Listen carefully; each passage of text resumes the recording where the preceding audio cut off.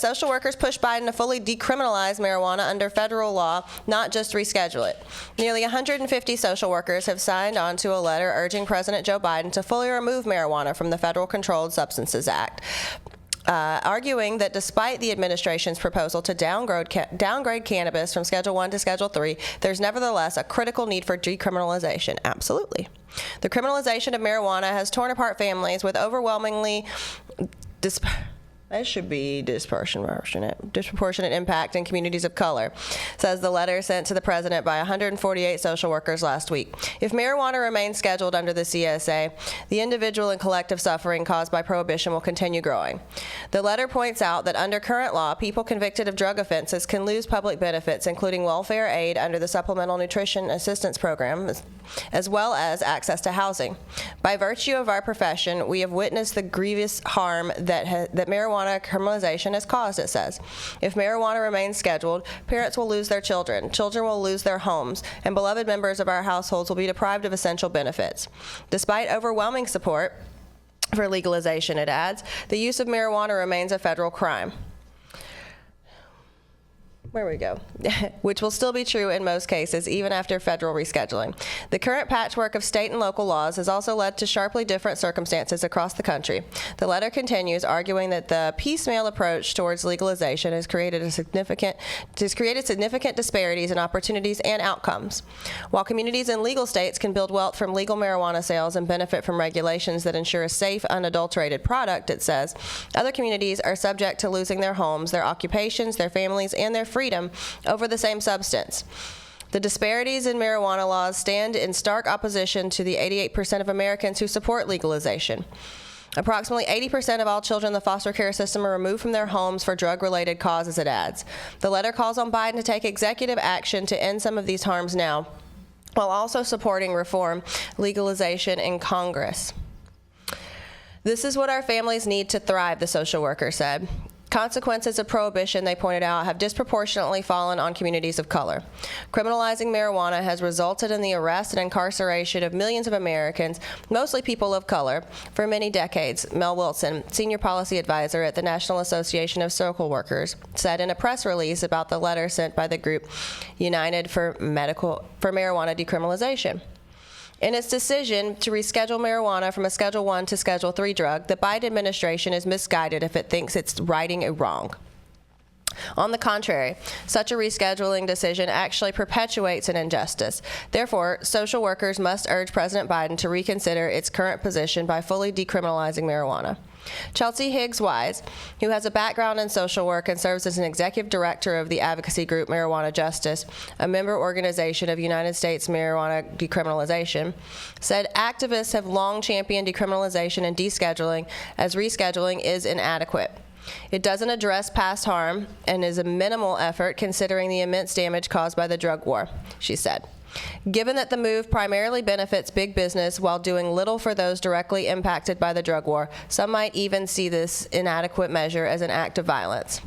Monte Taylor, a coordinator at Marijuana Justice, called social workers the champions of change. Their support for this petition echoes their unwavering commitment to justice and equality, Taylor said.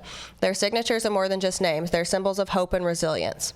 Other groups behind United for Marijuana Decriminalization include the Drug Policy Alliance, National Cannabis Industry Association, Parabola Center, Students for Sensible Drug Policy, National Association of Black Cannabis Lawyers, Minority Cannabis Business Association, and Better Organizing to Win Legalization.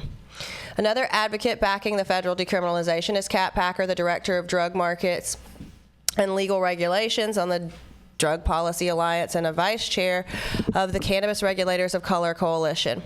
In an op-ed in Marijuana Movement last month, on behalf of the United for Marijuana Decriminalization, she urged supporters of cannabis reform to weigh in on federal marijuana policy and demand an end to cannabis criminalization by submitting comments about the rescheduling proposal.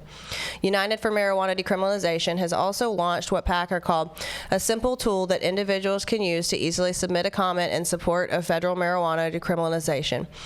The Department of Justice is accepting comments on the rescheduling proposal until July 22nd. It's expected to draw major responses from reformers and opponents alike. Groups against cannabis rescheduling are also calling the government to hold a formal administrative hearing on the proposal, which is one of a number of tactics they will use to oppose the change. Some prohibitionist groups have been fundraising ground to rescheduling news, including the organization Smart Approaches to Marijuana, which has also asked DEA to delay its marijuana rescheduling process. It's argued that a delay in the rulemaking process is a matter of public interest. Yeah, okay, I fucking bet it is. Honestly, I really, really love to see the social workers and the people that are discussing the impacts that are had on families, on communities, and people of color, because it has been quite disproportionate. I'm sure we can all speak to that. Well, most of us can speak to that. Yeah. And I think that when we look historically in things that have pushed the cannabis initiatives forward, like we saw in the Bay Area, we saw the LGBT, HIV/AIDS community under Dennis Perone and all those guys really pushing forward. We've seen the cannabis mothers who are saying, listen, I'm fighting for my sick children. I think having a family argument and someone who can truly speak to the impact that this is having on America's families is going to maybe push some people forward. We'll see. I don't know. I know that some of the people in the White House right now haven't historically cared what's happened to black and brown people, so I hope that, we can see some change there and somebody does something. What do you think, Rico? Your wife's a social worker. I'm sure you have some opinions. Yeah, big ups to the social workers. They're not all bad, and I know there's been a very tense relationship with social workers and black families over the years. One thing that was really, really huge, personally, if you know me personally, like I've never been a big fan of Pat Riley's stunt double, who is our governor. But one of the big positives that came out of Gavin Newsom's legislation over the last couple of years was making it no different for a open bottle of alcohol compared to cannabis. So if a social worker entered the home of a family or a foster care family, whatever the situation is, the penalty would be no different than if they had an open beer, if they had cannabis within range of the child. So big ups to that, big ups to the progress that we've seen on this. And it's a very, very touchy subject. I can only speak on what I've experienced here as my wife being a social worker. She's an LCSW, licensed clinical social worker here in Los Angeles, working out of Los Angeles, but in California. But I hope that other states adapt this, and I hope this can be adapted on a federal level because the laws are all over the place. And truth be told, a lot of white families and white neighborhoods, you don't have social workers being called in there like you do in our neighborhoods. So that's just the reality of the situation. It's not me trying to race bait or anything like that. It's just the way that it is. It's the way that it always has been. So hopefully we can get progress on this. Big ups to social workers actually leading the charge on this. It's good to hear some of the names of my good friends, colleagues, and adversaries actually speaking. Yes, Kat. No, Kat's never been an adversary. Advocate, good friend, good friend portion. Yeah.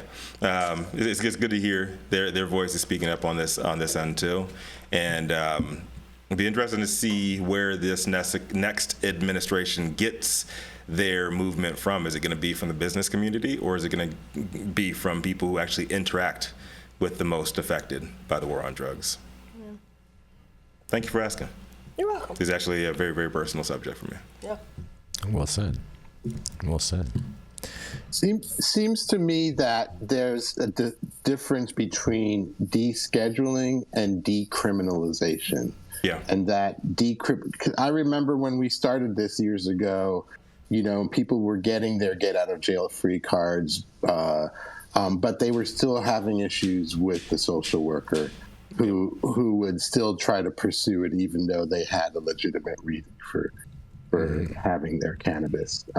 So it almost feels like they're related, but they're not really. They're different. It's true. And why have a get out of jail card, a free card? You never should have been in jail in the first place. Right. You shouldn't need that get out of jail free card.